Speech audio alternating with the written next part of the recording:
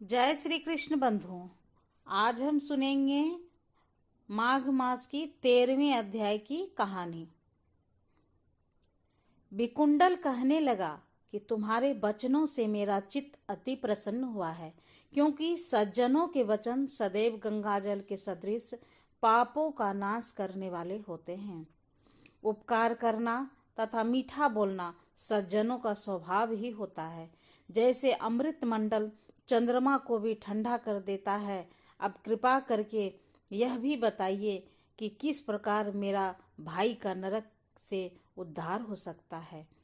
तब दूत कुछ देर ज्ञान दृष्टि से विचार कर मित्रता रूपी रस्से से बंधा हुआ बोला कि हे वैश्य, यदि तुम अपने भाई के लिए स्वर्ग की कामना करते हो तो जल्दी ही अपने 8 जन्म के पुण्य फल को उसके निमित्त अर्पण कर दो।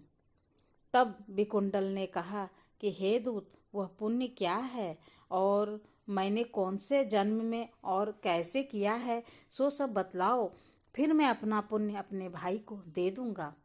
दूत कहने लगा कि हे वैश्य सुनो, मैं तुम्हारे पुण्य की सब कथा कहता हूँ। पूर्व समय में मधुवन में साल्की नाम का ऋषि था। वह बड़ा तपेश्वरी ब्रह्मा के समान तेज वाला था।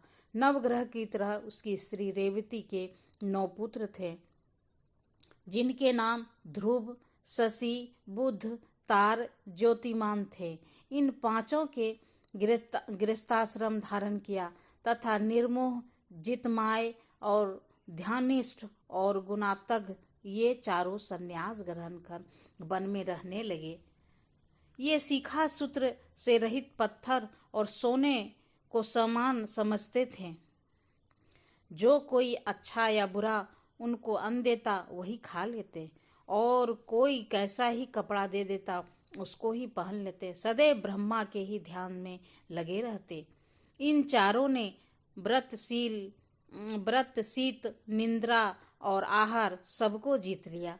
बस चर अचर को विष्णु रूप समझते हुए मौन धारण करके संसार में विचरते रहे। ये चारों महात्मा तुम्हारे घर आए।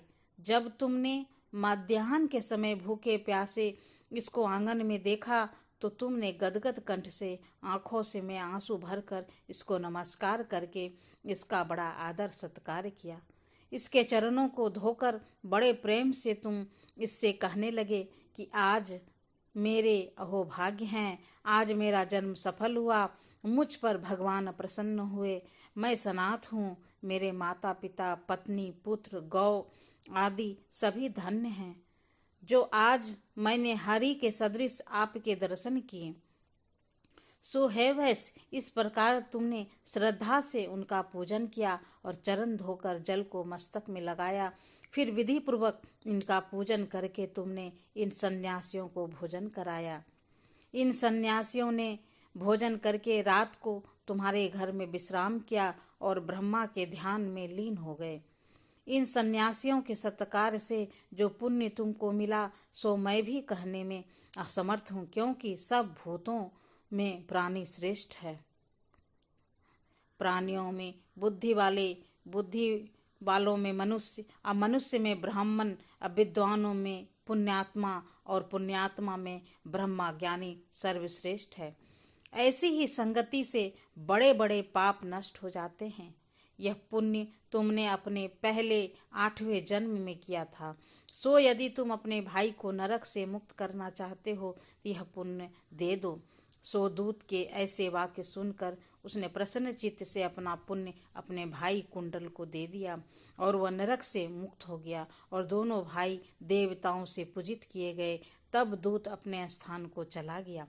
इस प्रकार वैश्य के पुत्र विकुंडल ने अपना पुण्य देकर अपने भाई को नरक की यातना से छुड़वाया। सो हे राजन, जो कोई इस इतिहास को पढ़ता या सुनता है वह 1000 गोदान का फल प्राप्त होता है। 13वीं अध्याय की कहानी समाप्त। आगे और भी कथा कहानी सुनने के लिए हमारे चैनल को सब्सक्राइब कर लें, बेल आइकन को भी प्रेस कर लें ताकि आने वाली वीडियो की नोटिफिकेशन आपको मिलती रहे। Thanks for watching.